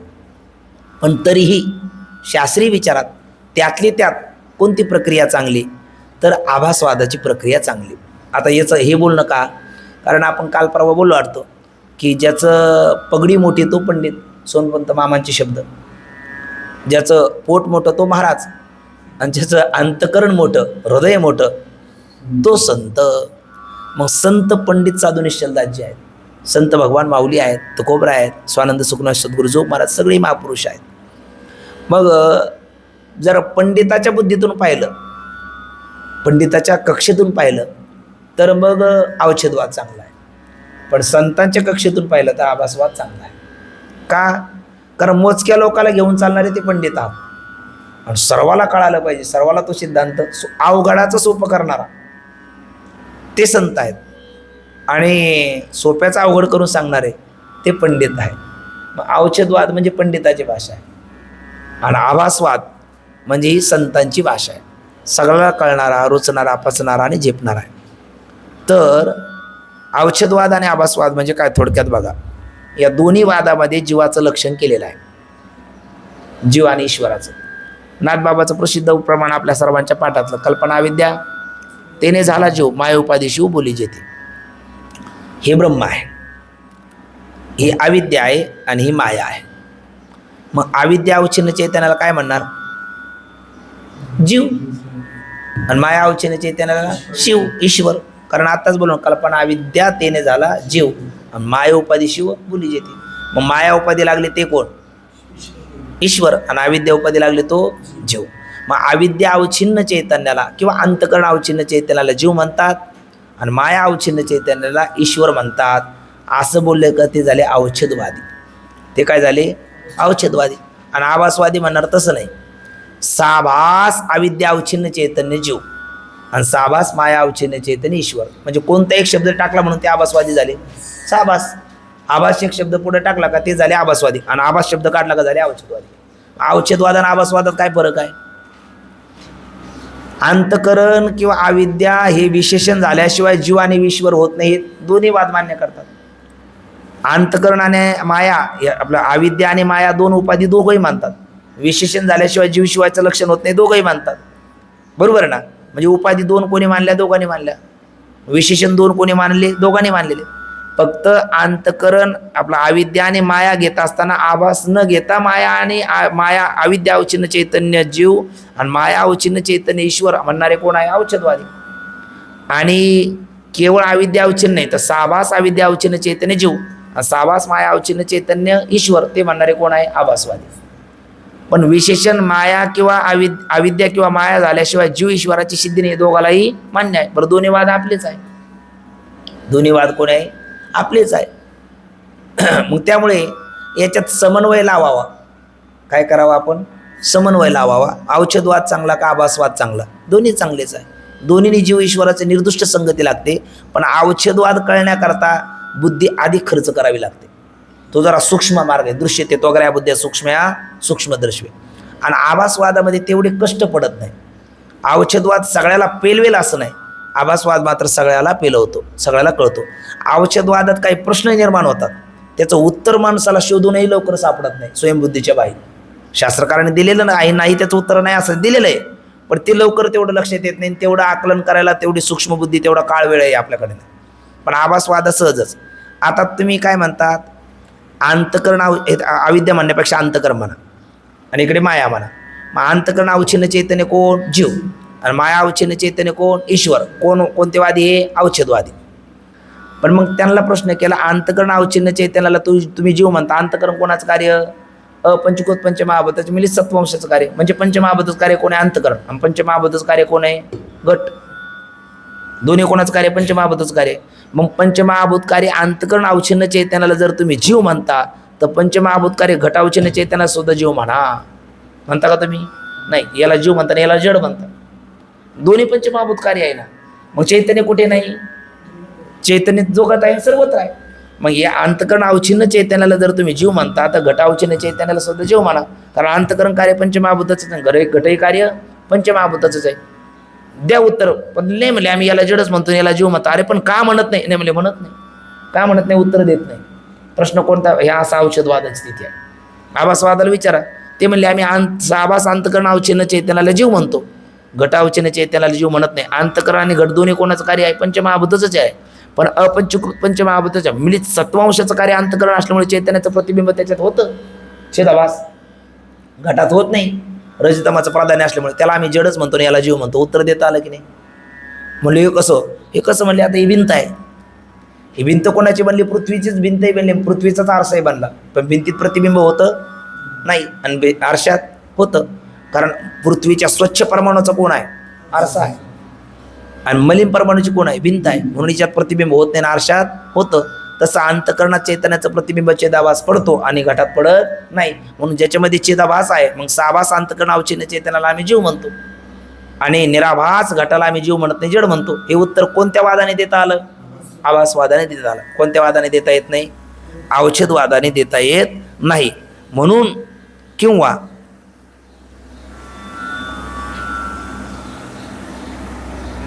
आणखी एक त्याच्यात मध्ये फरक असा आहे, एक तिसरा एक वाद घेऊन टाकायचं, एक अवच्छेदवाद, आभासवाद आणि बिंब प्रतिबिंबवाद. इकडे बघा, इकडे बघा, इकडे बघा. हे कोण? अंतकरण. ही कोण? माया. अंतकरण अवचिन्न चैतन्य जीव, माया अवचिन्न चैतन्य ईश्वर, असं कोण म्हणणार? अवच्छेदवादी. आणि त्याच्यात एक आभास शिल्लक टाकायचा. साभास अंतकरण अवचिन्न चैतन्य जीव, साभास माया अवचिन्न चैतन्य ईश्वर, हे कोण झाले? आभासवादी. पण या दोन्हीमध्ये उपाधी किती घेतलेल्या आहेत? 2. विशेषण 2 घेतलेले आहेत. पण ज्या वेळेला बिंब प्रतिबिंबवाद येतो तो त्याहीपेक्षा पुढचा मार्ग आहे. बिंब प्रतिबिंबवादामध्ये 2 उपाधी नाही, एकच उपाधी आहे, अज्ञान. अज्ञान एक उपाधी आहे. मुख दर्पणस्थानी आहे, मुख आहे ना, तर मुख आणि समोर धरला आरसा, हे मुख आहे, आणि आरसा समोर धरल्याच्या नंतर आरशात काय दिसतं? आपलं मुख दिसतं, प्रतिबिंब दिसतं. मग त्या आरसा तिथं प्रतिबिंब दिसतं, त्या प्रतिबिंबाला म्हणायचं काय? जीव. आणि त्या प्रतिबिंब सापेक्ष या मुखाला काय नाव आलं? बिंब. याला म्हणायचं ईश्वर. मुखस्थानी ब्रह्म. मुखस्थानी कोण? ब्रह्म. दर्पणस्थानी अज्ञान, आणि त्या अज्ञानात दिसणारं प्रतिबिंब तो जीव, आणि बिंब तो ईश्वर. म्हणजे बिंब प्रतिबिंबवादामध्ये उपाधी किती आहे? एकच. आणि अवच्छेदवाद किंवा आभासवादामध्ये उपाधी किती आहे? 2-2. पण अवच्छेदवादामध्ये कोण मानत नाही म्हणून अवच्छेदवाद? आभास मानत नाही, आणि आभासवादामध्ये आभास मानतात. उपाधी 2-2 घेतात, आणि बिंब प्रतिबिंबवादामध्ये उपाधी एकच घेतात. आणि सगळ्यात जवळचा मार्ग म्हणजे आहे बिंब प्रतिबिंबवादाचा, त्याच्यापेक्षा जवळचा आहे अवच्छेदवादाचा, आणि त्याहीपेक्षा अधिक दूरचा थोडासा आहे बिंब प्रतिबिंबवादाचा. पण पंचदशिकार विद्याराणी स्वामी नंतर विचारसागराचे करते वृत्तीप्रभाकर, किंवा विचारसागरामध्ये पंडित निश्चलदासजी, वाक्यवृत्तीमध्ये भगवतपूज्यपाद श्रीमद आद्याचार्य शंकराचार्य, किंवा आणखी एक ग्रंथाचं नाव संस्कृत विचारसागरामध्ये त्यांनी सांगितलं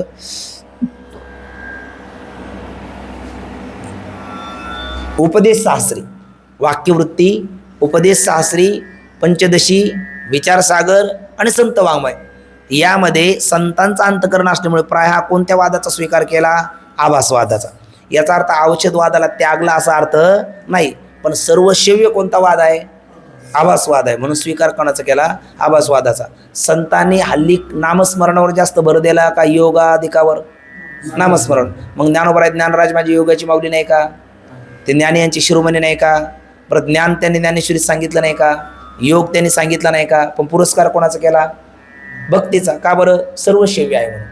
म्हणजे याचा अर्थ इतराला डावलला असा त्याचा अर्थ नाही, पण सर्वाला घेऊन चालण्याकरता कोणत्या वादाचा आपल्या कोणत्या मार्गात स्वीकार केला? भक्तिपंथाचा. भक्तिपंथ बहु सोपा.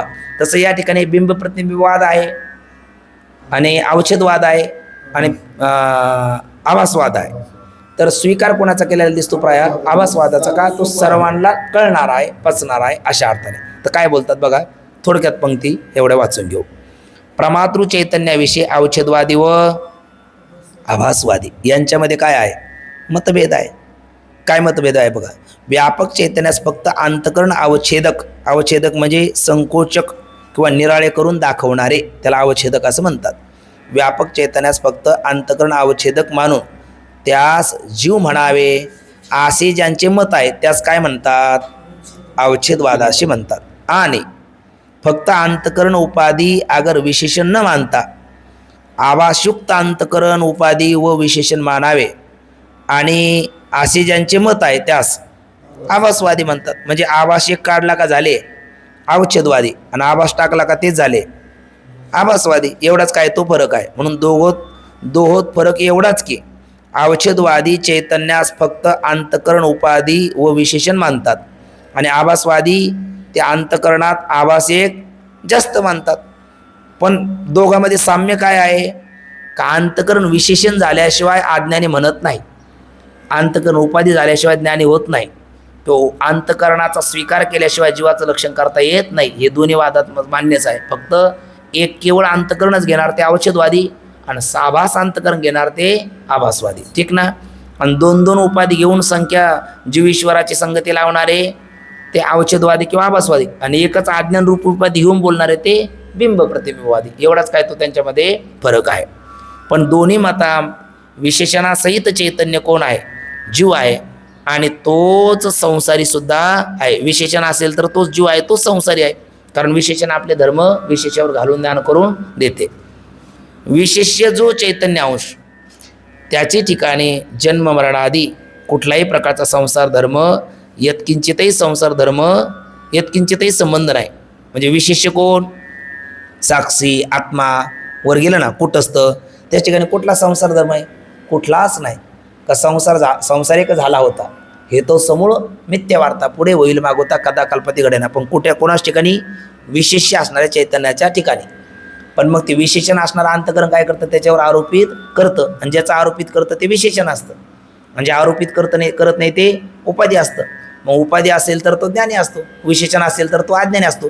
पण अंतकरण केवळ अंतकरण किंवा साभास अंतकरणाचा स्वीकार केल्याशिवाय चैतन्याच्या ठिकाणी कोणती संज्ञा येत नाही, जीवाशी संज्ञा येत नाही हे सांगतात. विशेष जो चैतन्य अंश आहे त्याच्या ठिकाणी जन्म मरणादी संसार धर्माचा यत्किंचित सुद्धा काय नाही, संबंध नाही. कोणाचा कोणाशी नगडे संबंध. ते आताच आपण ते आपलं ते घोड्यावाल्याचं आणि गादीवाल्याचं उदाहरण बघितलं. ही गोष्ट दोन्ही पक्षाला काय आहे, मान्य आहे. दोन्ही पक्ष म्हणजे औषधवाद आणि आभासवाद दोघाला सुद्धा ही गोष्ट मान्य आहे. आता पुढचा जो परिच्छेद आहे, हा पुढचा परिच्छेद आपण पूर्वीच पाहिलेला आहे. कमी कसं होतं, पुढचा जो परिच्छेद आहे ना आपण तो पूर्वीच बघितलेला आहे. पंक्ती 2 मिनिटात वाचून घेऊ. इकडे बघा एकदा.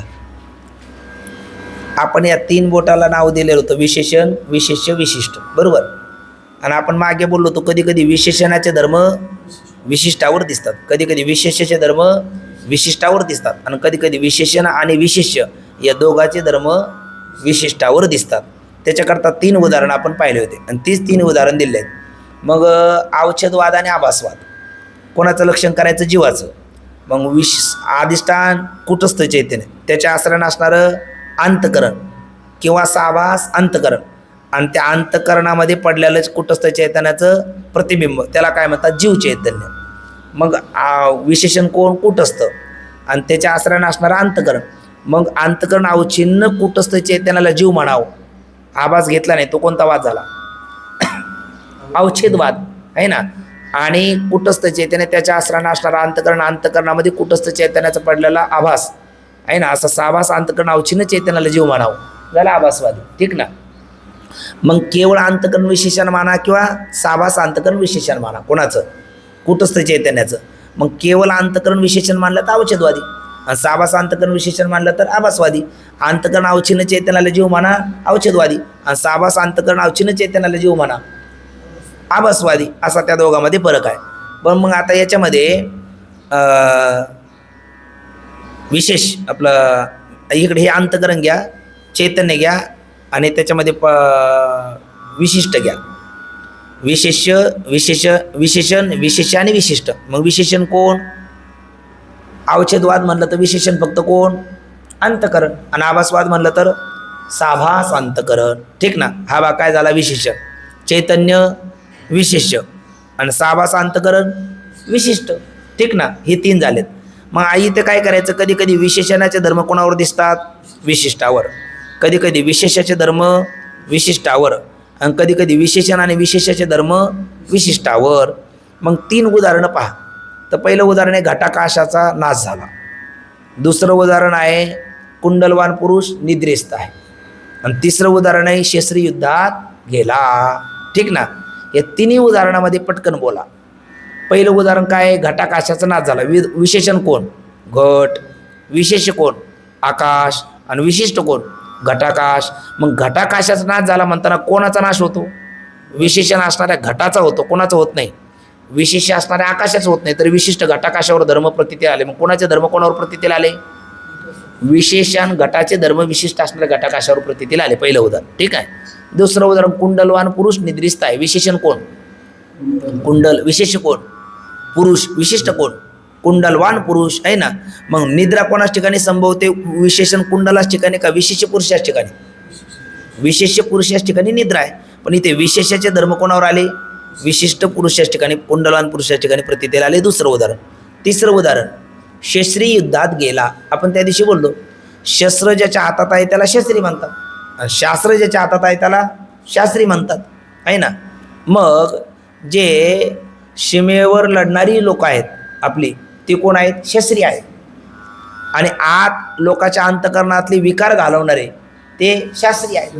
म्हणजे संत कोण आहेत? शास्त्री आहेत. म्हणजे भगवत भक्त शास्त्री आहेत आणि देशभक्त शास्त्री आहेत. आणि कधी कधी भगवत भक्त हे शास्त्रीय असतात आणि शास्त्रीय असतात, आहे ना. कारण ते नाथबाबा शास्त्री आहे का शास्त्री आहे? दोन्ही आहेत. कारण नाथ जनार्दन स्वामी समाधीत आहे आणि परक्रिया आक्रमण आलं त्यावेळेला ते शास्त्री झाले, आहे ना. युद्ध केलं त्यांनी. आणि ज्यावेळेला ते एकनाथी भागवत भावार्थ रामायण सांगतात त्यावेळेला ते शास्त्री आहेत. ज्याच्या हातात शस्त्र आहे तो शास्त्री, ज्याच्या हातात शास्त्र आहे तो शास्त्री. आणि दोन्ही नाही ते आता मला माहिती नाही, आहे ना. ते शास्त्री नाही. पण काही काही शास्त्रीय नसतात, शास्त्रीय नसतात. पण शास्त्रीय नसताना मी शास्त्री आहे म्हणून ते पत्नी पुढेच तलवार फिरवतात. ती म्हणायला लागले, कळाला तुमचा पराक्रम, तुम्हाला मला काय समजतेच. म्हणले मग इथे काय फिरवाचा, जरा रणांगण गाजून या. मग त्यांनी 4 पाय 5 हात तोडले, ती बांधली आणि मोठोळ पत्नीजवळ आणून टाकलं. ती पुन्हा असली. म्हणले आता का असलीस? म्हणले कळाले तुमचे पराक्रम. म्हणलं आता काय कळाला? अरे मी हातपाय आणले ना. ती म्हणले मग 10 हात आणि 5 पाय आणण्यापेक्षा 2 मुंडकीच आणायची. म्हणले ते पहिलीच छाटून नेली होती. मग हा शास्त्री आहे का? हा शास्त्री नाही. आणि काही काही शास्त्री आडनावाचे शास्त्री, त्यांना विचारलं तुम्ही कोण? म्हणले आम्ही, काही म्हणतात आम्ही द्विवेदी, काही म्हणतात चतुर्वेदी, आम्ही त्रिवेदी. म्हणले द्विवेदी तुम्ही? हो. चतुर्वेदी? म्हणले हो. आणि चतुर्वेदी मग सांगा बघू 4 वेदात काय? म्हणजे 4 वेद, ऋग्वेद, यजुर्वेद, अथर्ववेद, सामवेद. आणि मग त्याच्यात काय? म्हणले ते नाही माहीत.